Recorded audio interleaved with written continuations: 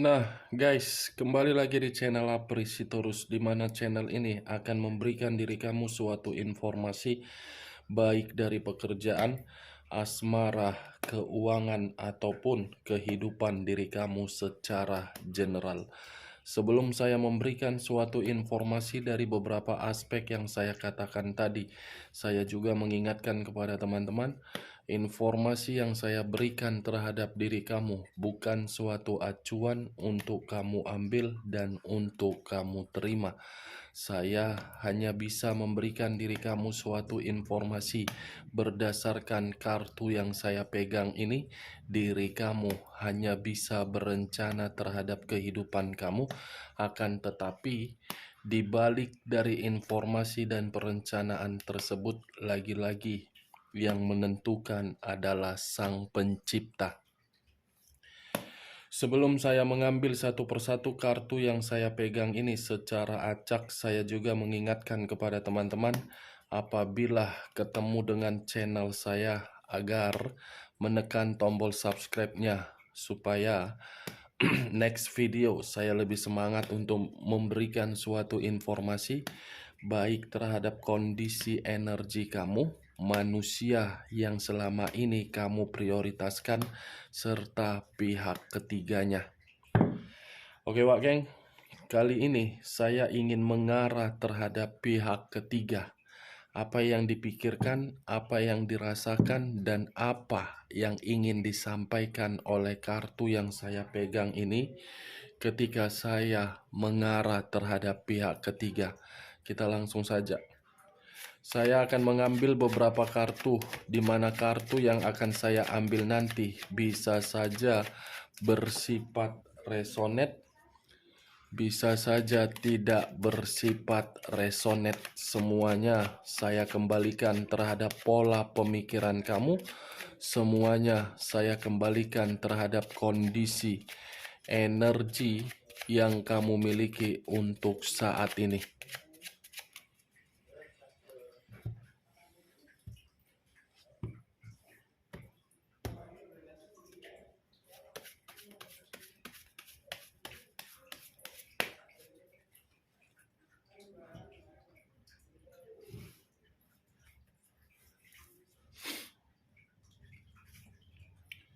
Muncul kartu ini. Sekali lagi saya mengatakan muncul kartu yang saya pegang ini, di mana kemunculan kartu yang saya pegang ini seperti memberikan suatu isyarat yang dimana isyarat tersebut di dalam kondisi perasaan. Mungkin kartu yang saya pegang ini seperti ingin memberitahukan bahwasannya komitmen yang diawali oleh pihak ketiga berdasarkan situasi kecurangan. Tetapi kecurangan yang diawali tersebut justru membuat pihak ketiga merasa dicurangi oleh manusia tersebut. Kartu pertama yang saya pegang terdiri dari 7 pedang, yang dimana 7 pedang ini hanya berbicara untuk mencari suatu keuntungan, bukan berbicara dari sisi perasaan secara tulus ataupun secara setia. Muncul kartu Five of Swords. Terdiri dari 5 pedang. Kalau saya mencoba untuk mengambil satu pedang dari kelima pedang tersebut, saya rasa satu pedang ini pihak ketiga merasa kondisinya sangat malang. Ada satu konflik dan ada satu ancaman. Queen of Cups, unsur api, berlambangkan 3 zodiak, Aries, Leo, dan Sagittarius. Kalau saya mencoba untuk mengesampingkan ketiga zodiak yang saya katakan tadi, kartu yang barusan saya angkat ini seperti memberitahukan bahwasannya pihak ketiga lagi marah. Ada satu kondisi yang membuat pihak ketiga ini seakan-akan berpikir apakah komitmen ini perlu dipertahankan atau tidak. Karena ketika komitmen itu dipertahankan, situasinya sudah berbeda. Situasinya sudah memberikan suatu kondisi keanehan. Sensitif, marah, seperti tidak lagi memperdulikan. Bagaimana mungkin mau memperdulikan? Awalnya saja sudah diawali dengan kata kecurangan. Muncul kartu ini, di mana kemunculan kartu ini seperti memberitahukan sifat dan karakter yang diberikan oleh pihak ketiga atau manusia tersebut di dalam komitmen yang dijalankan. Saya rasa sudah bersifat egois, sudah tidak saling memperdulikan. Seven of Coin terdiri dari 7 koin. Kalau saya mencoba untuk mengambil satu koin dari ketujuh koin tersebut, satu koin yang saya ambil ini seperti memberitahukan komitmen itu sudah bersifat gagal. Gagal secara apa? Kondisi keuangan. Five of Wands terdiri dari 5 tongkat. Kalau saya mencoba untuk mengambil satu tongkat dari kelima tongkat tersebut, saya rasa satu tongkat yang saya tarik ini seperti ingin memberitahukan bahwasannya komitmen tersebut sudah bersifat pertengkaran, sudah bersifat ada perselisihan. Queen of Wands,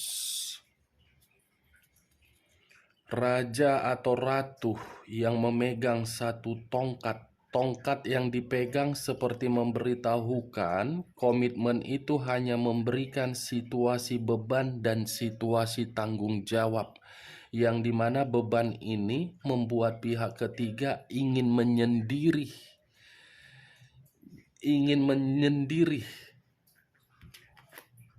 Unsur air berlambangkan 3 zodiak, Pisces, Cancer, dan Scorpio. Kalau saya mencoba untuk mengesampingkan ketiga zodiak yang saya katakan tadi, kata unsur air ini masih ada satu kebohongan yang belum terungkap. Satu kebohongan yang belum terungkap. Pantas kartu pertama tadi muncul kartu kecurangan. Ternyata kecurangan itu bersifat kemanipulatifan. Kondisi keuangan yang tidak stabil, penuh dengan beban, keluar lagi kartu beban. Saya rasa komitmen itu kalaupun dijalankan karena kondisi keterpaksaan, karena tadi 2 koin yang keluar, karena materi yang berbicara, sebenarnya sudah bersifat malang, Wak Geng. Yang saya lihat sebenarnya sudah saling berkonflik antara manusia itu dengan pihak ketiganya, tetapi manusia itu seakan-akan mencoba untuk memperlihatkan bahwasannya dia bahagia, berpura-pura bahagia. Unsur air kembali yang keluar, berlambangkan 3 zodiak kembali, Pisces, Cancer, dan Scorpio. Saya rasa kartu yang barusan saya angkat ini bisa saya kategorikan komitmen itu sudah bersifat khawatir, penuh dengan bahaya. Four of Pentacles, 4 koin. Walaupun saya mengategorikan komitmen itu sudah bersifat bahaya, ada kecurangan, ada kemanipulatifan, lagi-lagi masih dipertahankan. Dipertahankan karena materi.